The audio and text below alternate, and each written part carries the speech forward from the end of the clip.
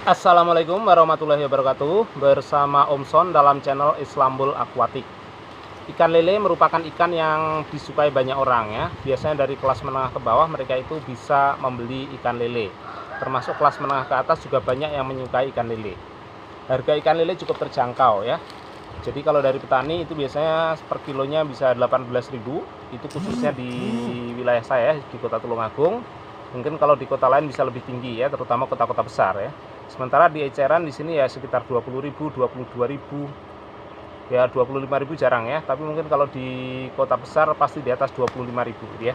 Nah, tapi intinya terjangkau, berbeda dengan ikan-ikan lain yang sekilonya itu bisa mencapai 40.000 ya. Nah, karena itu orang yang bisa makan ikan lele itu cukup banyak ya. Di samping itu yang bisa masak ikan lele juga banyak. Orang yang tidak ahli masak, kalaupun mereka memasak ikan lele, mau digoreng, mau dibakar, mau direbus, mau diapain ya, tetap saja enak gitu. Itu kelebihannya ya dari segi rasa ya. Karena itulah konsumsi ikan lele di Indonesia ini cukup banyak, sangat banyak bahkan ya. Nah, karena itu sangat penting kalau kita bisa melihara ikan lele, dan ini bisa dikatakan merupakan ikan sejuta umat. Nah, maka saya akan menjelaskan di sini proses bagaimana memijahkan ikan lele, bagaimana proses breeding ikan lele, bagaimana proses mengawinkan ikan lele ya. Nah, saya menggunakan metode monogami ya, 1 lawan 1 gitu ya. Walaupun saya hanya punya jantan sedikit, betina banyak ya, tapi gantian. Kalau jantan seminggu sekali bisa kawin, kalau betina ya paling 2 bulan sekali baru bisa kawin ya gitu. Nah, jadi seperti itu, tapi hasilnya lebih maksimal ya. Saya lihat kalau misalkan satu jantan satu betina ya, supaya sperma nanti yang memenuhi kolam itu bisa membuahi semua sel telur. Kalau betinanya sekali kawin lebih dari satu, biasanya nanti biasanya nanti gini, nanti akan banyak apa ya, mungkin sperma akan kurang dan sebagainya ya gitu. Atau kadang jantan atau misalkan kalau betinanya 2 ya, nah ketika betinanya 1 bertelur, betinanya satunya mengganggunya itu ya, nah, dan sebagainya. Karena tidak setiap betina itu dalam satu waktu bisa bertelur bersamaan ya gitu. Proses pemijahan ini mereka akan bertelur biasanya hanya dalam 1 malam. Karena ini merupakan pembuahan eksternal ya, bukan internal. Jadi tidak ada 2 ikan lele bersetubuh gitu terus menghamili betina, enggak ya gitu. Tapi ikan betina asal kita gizi yang baik, dia akan bunting, dia akan hamil, dia akan mengandung ya gitu. Dan yang dikandungnya ini telur. Nah, tapi ini telur, istilahnya telur kosong ya, bagaikan telur apa ya? Ayam petelur itu ya, ayam apa ya? Ayam broiler atau apa itu ya. Itu kalau misalkan telurnya keluar itu kan nggak bisa menetas, karena itu adalah telur yang nggak dibuahi. Ini juga lele juga gitu. Andai kan telurnya keluar, maka tidak akan bisa menetas kecuali ada jantan. Nanti kalau misalkan betina ini apa? Melepaskan telur dan di situ ada jantan, jantannya akan mengeluarkan spermanya. Dan disitulah terjadi pertemuan antara sperma dengan telur di luar tubuh mereka. Nah, di sini saya akan gunakan cara alami saja. Saya belum pernah nyoba cara suntik atau yang lainnya ya gitu. Ini alami saja. Jadi nanti betina sendiri sama jantan ya. Saya ambil betina yang sudah perutnya besar, saya satukan dengan jantan. Biasanya biar lebih enak jantannya dulu yang saya masukkan ya. Baru setelah jantannya merasa tenang, menguasai medan, baru nanti betinanya yang saya masukkan. Nah, ini kolamnya ada 1 kolam, saya sekat 2 itu ya, artinya nanti biar bisa 2 setel itu ya. Ada 1 kolam, saya kasih sekat batako di tengahnya. Ya sebenarnya airnya jadi 1 ya, karena namanya batako mana bisa dia membatasi air ya. Pasti airnya bisa menembusnya ya gitu. Oke, mari kita lihat lokasinya. Nah, ini kondisi kolam yang saya siapkan. Jadi ini sebenarnya 1 kolam, tapi saya sekat pakai batako ya. Itu bagian batako yang menyekat. Dan air tidak perlu dalam-dalam ya. Segini sudah cukup ya. Ini kira-kira 15 cm kedalamannya. Dan di sini saya kasih sarang. Biasanya sarangnya dulu saya berupa kakaban, yaitu ijuk yang saya anyam. Tapi dari waktu ke waktu, kalau ijuk itu setiap saat pasti ada yang lepas gitu ya. Istilahnya brodol. Maka sekarang saya lebih cenderung menggunakan jaring saja ya. Jadi kalau jaring itu jarang sekali lepas, jadi aman ya. Ini jaringnya yang saya tata di sini. Ini saya anggap sebagai kakaban. Nanti biasanya ikan lele itu lebih seneng bertelur di sini ya. Walaupun kadang ada yang di lantai ya, lantai terpalnya. Namun biasanya berkumpul di sini.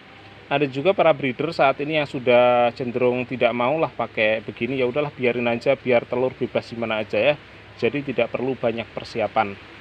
Kalau saya tujuannya biar kita nanti mudah untuk melihat telurnya ya. Jadi telur yang ada di sini itu mudah kelihatan seperti itu. Nah, sekarang segera akan saya masukkan induk jantannya. Oke, it is after 2 hours. 2 jam berikutnya ya. Saya sudah masukkan induk jantan. Induk jantan ada di sini nih. Oke. Induk jantan. Di sebelah sana juga ada ya. Saya karena melangkahnya agak sulit. Mudah-mudahan kelihatan nih.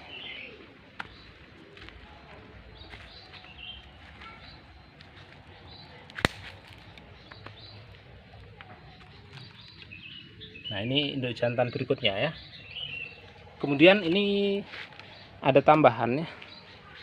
Karena ada satu lagi kolam kosong, saya mencoba menyiapkan satu lagi. Tapi di sini tidak saya sekat.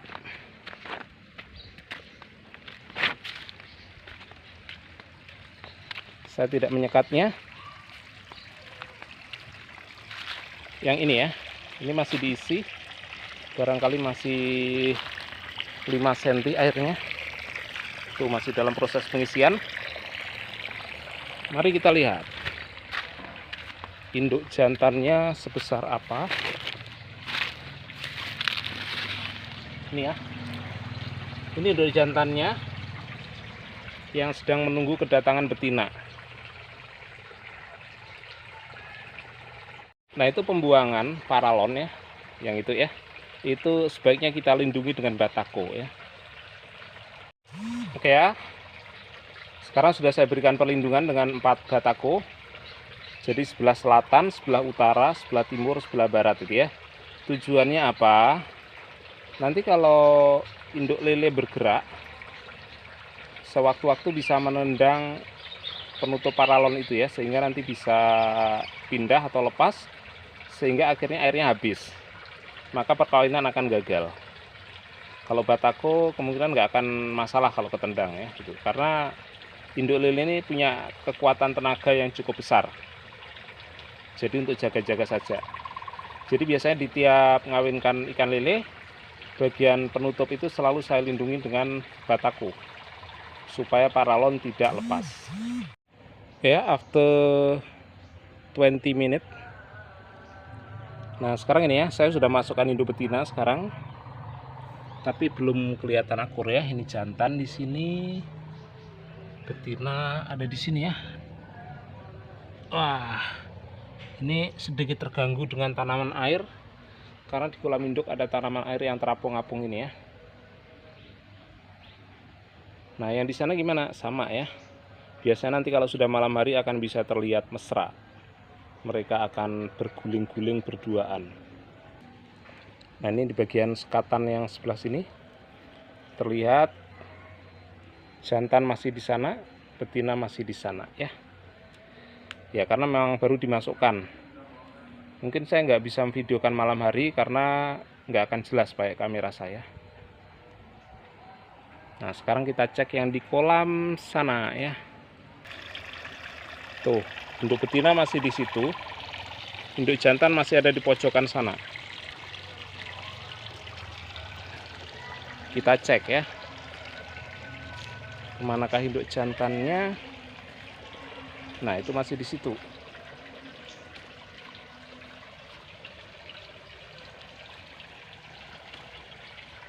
Nah, seperti itu ya.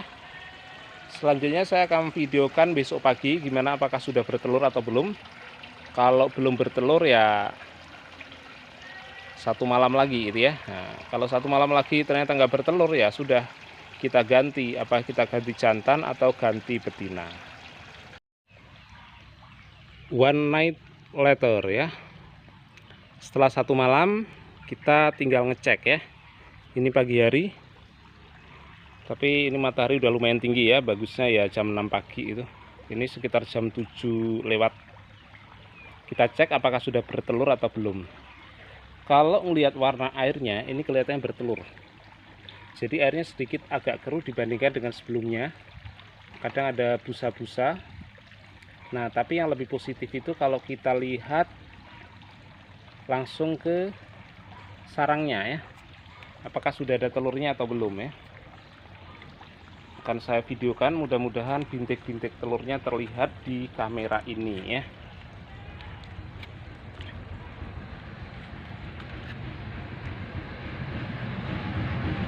Sudah ya. Ini ada warna agak kuning-kuning nempel di sini. Kalau saya sih bisa melihat dengan mata telanjang, mudah-mudahan terlihat di kamera. Cuman di sini induk jantan dengan betina posisinya terpisah. Itu jantan di situ, betina di situ. Oh, rupanya jantan menghampiri betina. Biasanya kalau udah berpisah itu betul-betul sudah tuntas. Tapi kalau yang di sebelah itu kelihatannya mungkin masih ada bagian telur yang belum lepas. Jadi mereka masih menyatu ya. Jadi ada baiknya segera dipisah, apalagi di situ induk betina kelihatannya sudah luka-luka ya. Kalau sudah luka-luka gini, nanti induk betina bagusnya jangan dijadikan satu dengan induk betina lain.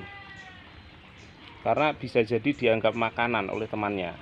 Karena ikan lele itu kalau melihat daging yang berbau amis, jadi mencium daging berbau amis, walaupun itu temannya, tetap dianggap makanan. Dia coba gigit-gigitin, yang lainnya temannya gigitin, dan akhirnya mati ya. Ini kita lihat, nih ada bintik kuning-kuning ini, itu telur ya. Saya nggak tahu ada yang jatuh ke tanah atau enggak, jatuh ke terpal maksudnya. Sekarang kita cek yang sebelah sana, yang terpisah sendirian. Nah ini kita cek, kedua induk masih menyatu. Tapi walaupun menyatu sebaiknya kita ambil saja induk ini nanti. Nah ini kelihatannya telurnya ya gitu. Baik ya. Langkah selanjutnya nanti induk-induk ini kita ambil ya. Karena mereka tidak ada niat untuk ngasuh telur sama sekali. Telur ini malah terganggu oleh mereka dan bisa-bisa nggak menetas.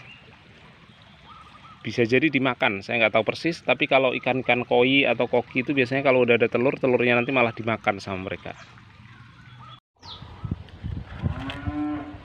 Baik ya, demikian tadi ulasan saya tentang proses pemijahan induk lele.